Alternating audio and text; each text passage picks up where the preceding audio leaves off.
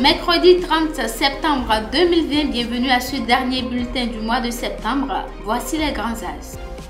Pour endiguer au problème du chômage, l'entrepreneur agricole Charles Toko oriente les jeunes bacheliers au métier de l'agriculture.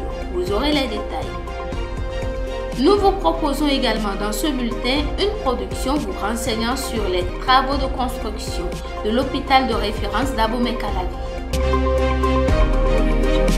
Ce week-end, plus de 100 jeunes ayant le niveau bac ont participé à la journée d'orientation sur les métiers de l'agriculture. C'était à la ferme KDK de Pessou et l'initiative émane de l'entrepreneur agricole Charles Toko, promoteur de cette ferme. Suivez plutôt. Ils sont une centaine de jeunes, nouveaux bacheliers et anciens qui se sont rendus ce samedi 26 septembre 2020 à la ferme agricole Kigani Dada de Pessou de Charles Toko pour y prendre part à la journée d'orientation sur les métiers de l'agriculture édition 2020. L'entrepreneur agricole, une casquette que très peu lui connaissaient, a voulu faire toucher du doigt à ces jeunes futurs étudiants en majorité que l'entrepreneuriat agricole est source de richesse, mais aussi pourvoyeur d'emplois autonomes. Ils sont des milliers aujourd'hui à regretter d'avoir embrassé des filières qui les ont directement préparés au chômage. L'objectif de cette rencontre d'échange et de partage est de parvenir à vous orienter vers des choix utiles et sûrs pour vous et pour vos parents. J'ai donc voulu m'associer aux efforts du chef de l'État, son Excellence Patrice Talon, en contribuant à tenir la jeunesse de Parakou prête à saisir les opportunités dans le secteur agricole. Se voulant de ce fait très convaincant, il a fait savoir à ses jeunes visiteurs qu'en 2018, la BAD a investi environ 500 milliards de francs CFA à la cause qu'il défend dans quelques 4 pays d'Afrique.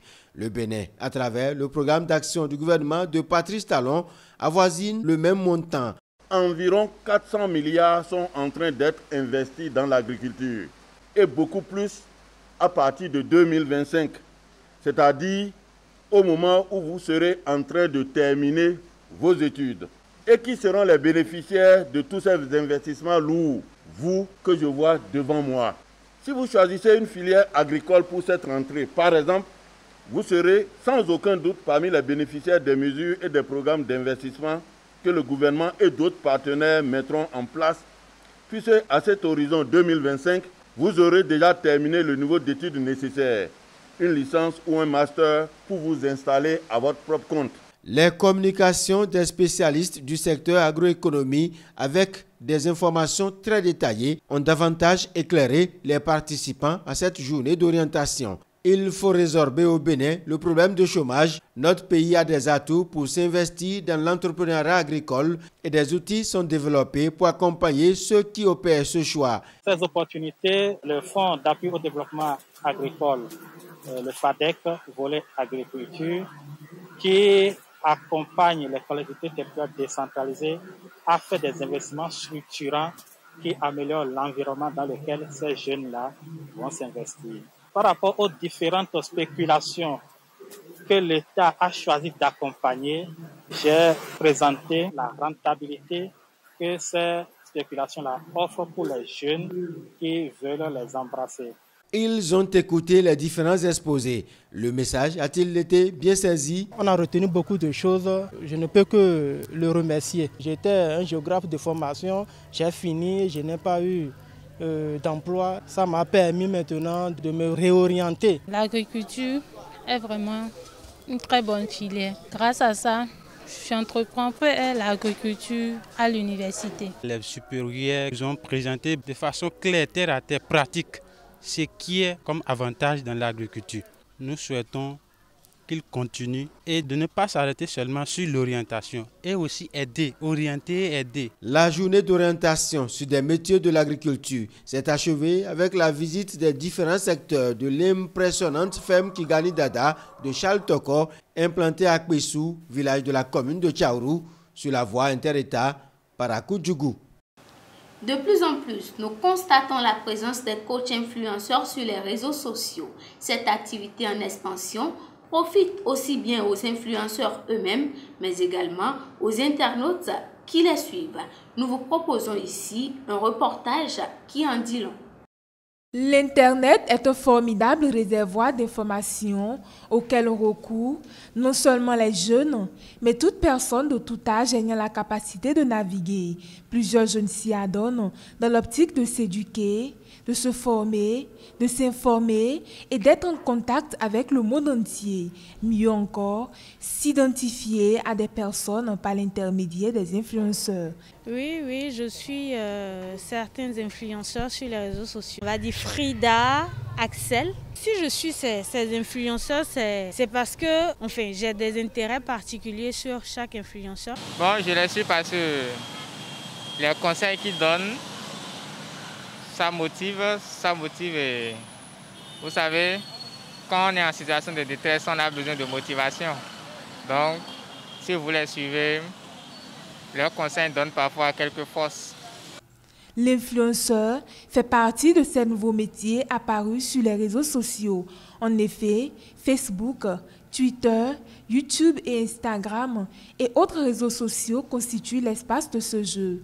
Au Bénin, le métier d'influenceur prend du terrain et la plupart de ceux qui s'y adonnent constituent des modèles. Est-ce que tout le monde peut devenir influenceur? Je dirais oui et non parce qu'en fait, le métier d'influenceur, c'est comme j'ai dit, vous impactez une communauté, vous impactez des personnes. Donc, vous endossez un grand rôle et lorsque vous n'êtes pas prêt à vraiment tenir cette responsabilité-là, vous ne pouvez pas devenir influenceur parce qu'on s'identifie à vous, vous n'avez plus le droit à l'erreur, vous êtes l'exemple, du coup tout le monde ne peut pas être influenceur et tout le monde peut l'être.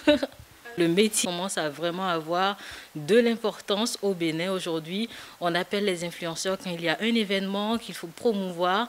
On appelle les influenceurs quand il y a un produit qu'il faut promouvoir. Parce que nous avons une communauté, nous avons des personnes qui nous suivent. Donc ça devient une cible pour les enseignes qui sont derrière. Il existe plusieurs typologies d'influenceurs. Les célébrités, tout d'abord, qui cherchent à accroître leur notoriété et promouvoir leur image, mais aussi de parfaits inconnus qui deviennent de véritables personnalités publiques en s'étant fait repérer sur le net. Chaque influenceur utilise un design personnel. Objectif, impacter positivement les followers. Il faut déjà choisir une catégorie. La catégorie qui va vous permettre de montrer vos talents aux gens, de montrer aux jeunes qui vous suivent, à vos frères, aux amis et tout ça, qu'ils peuvent faire quelque chose, qu'ils peuvent faire cette même chose-là et donc finir par impacter, finir par être un exemple pour les gens. Et ce n'est qu'à partir de ce moment-là que vous pouvez envisager être influenceur. Et en fait, le mot influenceur, je me dis, ce n'est pas un métier, ça vient en cours de route, voilà. Ça vient en cours de route en fonction de ce que vous faites, en fonction de la manière dont vous le faites et en fonction également de la manière dont c'est pris par les gens.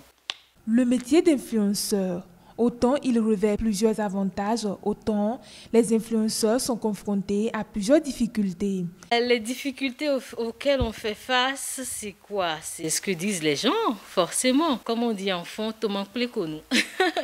Donc tout ce que vous faites, tout le monde n'y adhère pas forcément.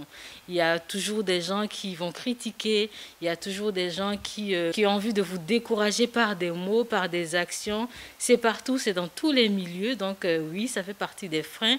Aujourd'hui, quand on a envie de se mettre sur les réseaux, parce que les gens ne vous soutiennent pas forcément, les gens prennent mal ce que vous faites. Et les avantages, c'est que vous êtes beaucoup suivis, c'est que vous êtes suivis non pas seulement par les jeunes, mais également par les mamans du marché, par les papas, les tontons qui sont dans des bureaux, qui vous suivent, qui n'hésitent pas à vous écrire, qui n'hésitent pas à vous encourager. Ça, c'est beaucoup d'avantages. Et comme j'ai dit également, vous êtes remarqué par de grosses marques qui aujourd'hui ont compris que le digital est vraiment une force, qu'il y a une force dans le digital, donc qui n'hésitent pas à nous contacter, nous autres, à me contacter pour que je travaille avec eux. L'activité d'un influenceur se rapproche donc de celle d'un community manager dans le sens où il doit établir une stratégie sur les réseaux sociaux, savoir quand poster, quoi poster, maîtriser les réseaux sociaux, avoir de la crédibilité dans les discours pour séduire son public et ainsi se créer une rémunération. Je suis totalement fière, je suis totalement, mais totalement fière parce que il y a, je vais dire qu'on fait partie de la première catégorie d'influenceurs. Nous sommes ceux-là qui avons montré le chemin, qui prouvons aujourd'hui aux gens que ceux qui sont sur les réseaux sociaux, ce n'est pas parce qu'ils n'ont rien à faire, ce n'est pas parce qu'ils n'ont pas d'emploi, ce n'est pas parce qu'ils ont juste envie de se faire voir, mais que par les réseaux sociaux aujourd'hui, on peut se faire un nom et on peut se faire de l'argent.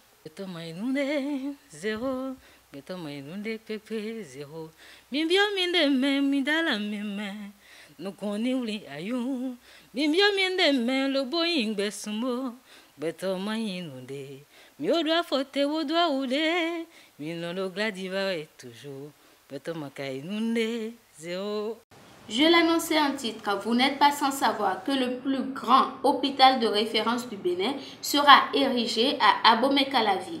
Les travaux de construction de cette infrastructure sanitaire ont été lancés par le ministre de la Santé, Benjamin Humpati.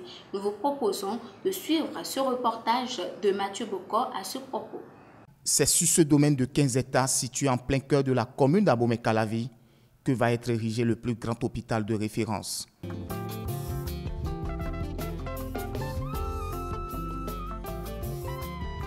Cette infrastructure moderne, respectant les normes en la matière et dont le financement a été bouclé il y a quelques mois, mis désormais en chantier par l'autorité ministérielle Benjamin Humpati.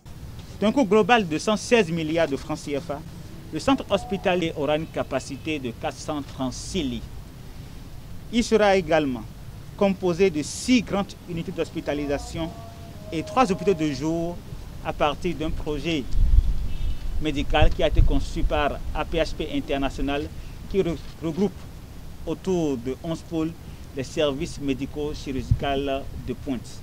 Ainsi, nous avons le pôle urgence et réanimation qui permet de distinguer des spécialités d'unités d'hospitalisation de courte durée, d'urgence et de réanimation médico-chirurgicale, le pôle cardio et métabolisme qui regroupe la cardiologie conventionnelle, la cardiologie interventionnelle, les unités de soins intensifs en cardiologie et l'endocrinologie métabolisme.